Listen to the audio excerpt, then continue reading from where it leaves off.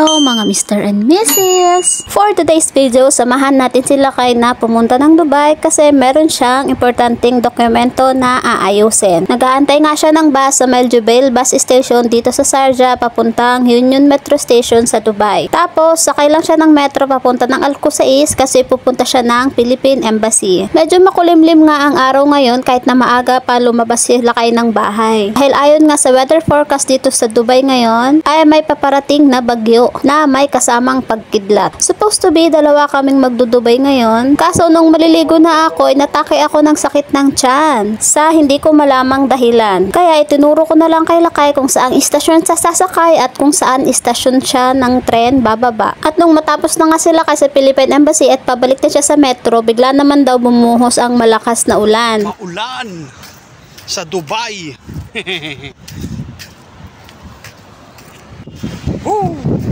Nabasa ako na po. Sos, neng, sa tutaw. Hindi na.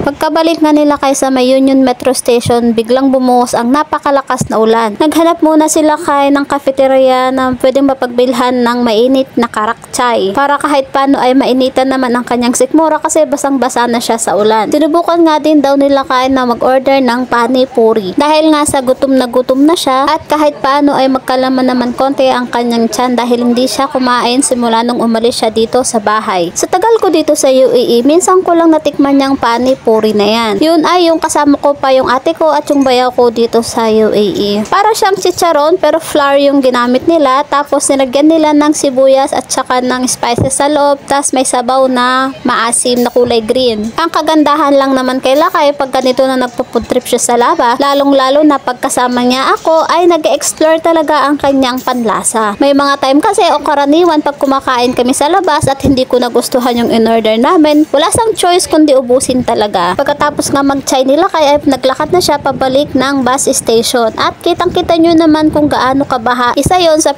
problema naming mga expat dito sa UAE kasi kapag umuulan ay walang drainage dito. Kaya ayan, konting ulan lang, baha na agad. Dahil na rin yan sa climate change. Dahil dati dito sa UAE hindi naman talaga umuulan. Sa tagal ko nga dito ngayon ko lang na-experience yung ganyang kalakas na ulan at ganyang kalala na baha. At para makasakay ng bus pabalik ng Sharjah, walang choice sila kay kundi suungin ang baha. Habang nasa bus sila kay ay na-stuck naman sila sa matinding traffic. Dahil sa sobrang lakas ng ulan at sa sobrang taas na ng tubig, stranded na ang ibang mga sasakyan. Lalo na yung mga maliliit. Kahit pa sabihin naming matataas ang bus dito sa UAE, nakapasok pa rin ang tubig sa loob ng bus. Sobra na ang pag-aalala ko dito kay Lakay kasi anong oras na hindi pa rin siya nakakarating ng bahay. Sige nga ako nang tawag sa kanya para tanungin kung asaan na siya. At hindi daw umuusad yung bus dahil sobrang baha na daw talaga. Pagkadating nga nila sa city center, nag-i-insist na sila kay na maglakad mula doon hanggang dito sa bahay. Nung una, naghe-hesitate ako kasi sobrang layo pa noon, mahigit 7 kilometer pa. Pero nung wala na talagang choice at bumaba na din daw lahat ng kasama niya sa bus, bumaba na din siya at simula na siyang naglakad. Pagkadating nga nila kay dito sa bahay, ang nasabi na lang niya ay what an unforgettable experience.